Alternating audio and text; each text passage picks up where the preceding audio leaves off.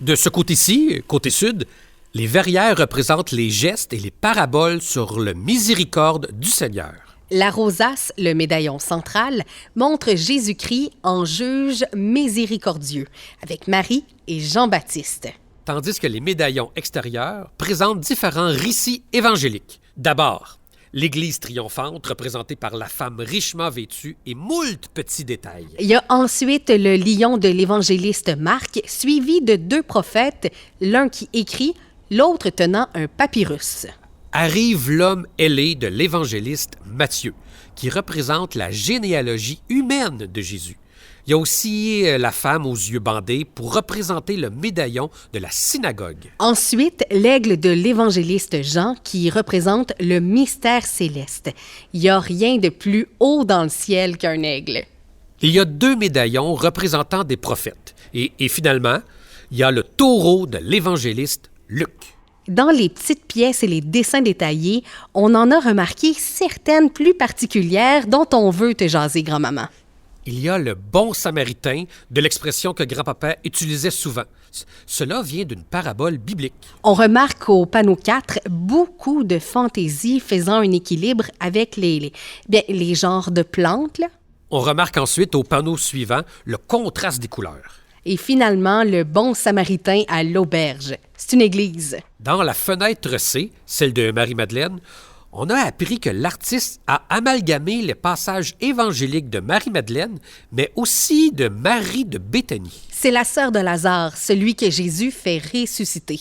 Bien, les vitraux nous démontrent un caractère silencieux et solennel. Les visages semblent être en mode réflexion, songeur, pensif, méditatif. En les regardant, on entre, je trouve, nous aussi, dans un mode rêveur. Du côté de la fenêtre D, c'est la parabole de l'enfant prodige. Ce qui est d'abord remarquable, c'est le désordre, plein de couleurs, plein de motifs. C'est pêle-mêle, mais ça renforce l'idée du mouvement des personnages. Ce qui est notable dans l'ensemble des fenêtres, c'est que les fenêtres A et E présentent des vertus théologales. Des capacités que Dieu lui-même a déposées en nous pour nous aider à vivre la communion avec lui.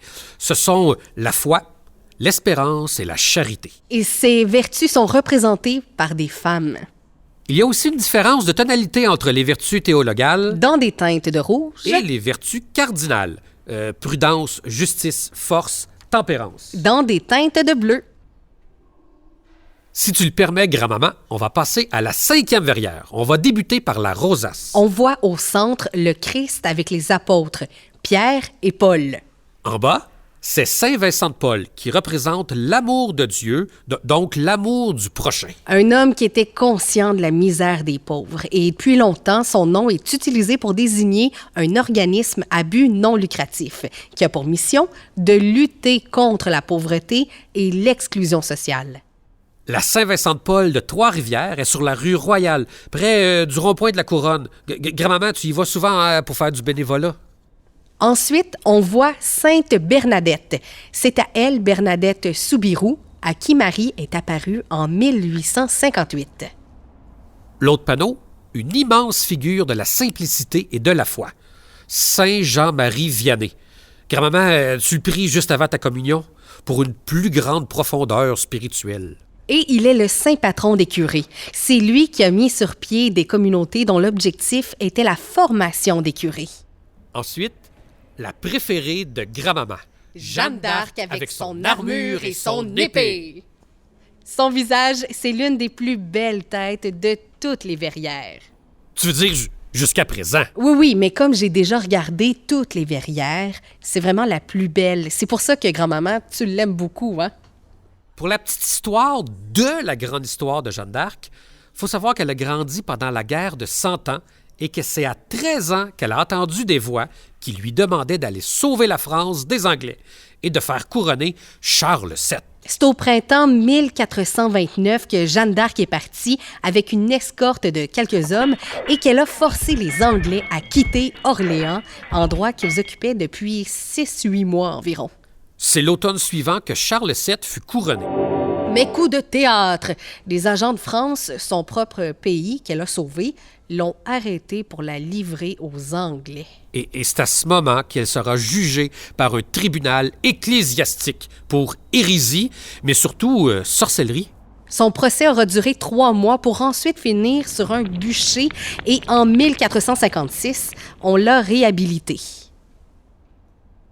Dans un autre ordre d'idées, on nous présente Saint-Rémy qui baptise le roi Clovis. Et il y a un débat dans l'historiographie. On se demande si c'est le 24 décembre 496 ou bien le 25 décembre 496. Mais ce baptême fait entrer les Francs dans la religion catholique. Il y a ensuite Saint-Louis de France, qui est aussi un secteur de Trois-Rivières. Il y a Sainte Thérèse de l'Enfant Jésus. Elle avait prédit peu de temps avant sa mort qu'elle ferait une pluie de roses. Roses que grand-maman a toujours dans un vase le 1er octobre pour la célébrer. Saint François de Sales, celui qui a présenté aux laïcs la vie chrétienne. Attentif à tout le monde, il a dialogué avec les protestants. Devenu une véritable douceur, il fonde un ordre religieux basé sur la douceur du Christ et sa charité. Cet ordre visitera les pauvres, soignera les malades et ils accueilleront les faibles et les infirmes. Finalement, Sainte Catherine Labouré. Marie lui est apparue lorsqu'elle était au couvent. Marie lui aurait demandé de produire une médaille avec l'invocation « Ô Marie conçue sans péché, priez pour nous qui avons recours à vous. » Une médaille reproduite à des millions d'exemplaires. Et grand-maman, je pense que t'en possèdes 10, 12, 24, 52, là. Et c'est normal, là. C'est une médaille miraculée. On peut même la voir dans le vitrail à sa droite. Maintenant, grand-maman, un gros morceau. On va s'attaquer aux informations des Lancettes sur les pionniers du Canada ainsi que ses découvreurs. On va donc faire une pause et trouver un banc confortable pour s'asseoir.